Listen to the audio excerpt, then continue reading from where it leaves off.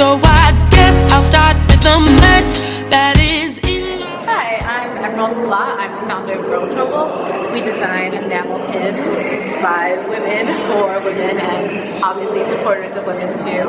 And I pretty much started the company, which also makes prints and postcards, and I made this t-shirt in response to the current political climate and the election. Crying, can you hear me, mother?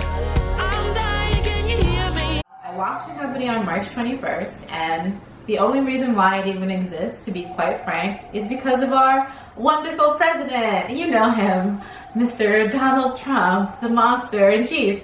I had a really hard time during the whole entire election season, and there was nothing for me to do about it. I'm a writer by day, but my writing doesn't really allow me to express my opinions because it's just a job, and I needed an outlet. And I also felt like words weren't good enough because words were kind of what got us into this mess, you know, memes, alternative facts. You can show someone a well-researched article, and because they don't like what it says, they'll tell you that it's fake, that it's a conspiracy. Words just were meaningless. They didn't work anymore. They weren't an effective way of communicating. But I started drawing things, and I realized the things that I were drawing were representing how I was feeling about the election. And it really started with me, A, already loving enamel pins, but B, me having this fantasy of what I thought our world could be, which is real multiculturalism and real unity.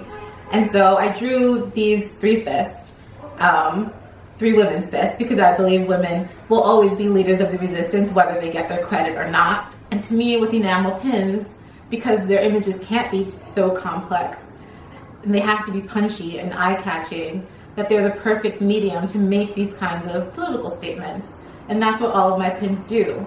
They say exactly how I feel, and they're confrontational and kind of hostile even. They're militant, and I'm comfortable with that word, being militant, because I think there is a lot of shit that we ought to be angry about right now. And so I chose the name GRL TRBL because, as I was saying, I think women will always be the leaders of the resistance, and I think that's really scary for a patriarchal society. I think people will always see women as trouble. A woman sitting in a room full of men, in an office, in a meeting, she's trouble. A woman walking down the street in a short skirt, she's trouble. A woman who speaks her mind, she's trouble.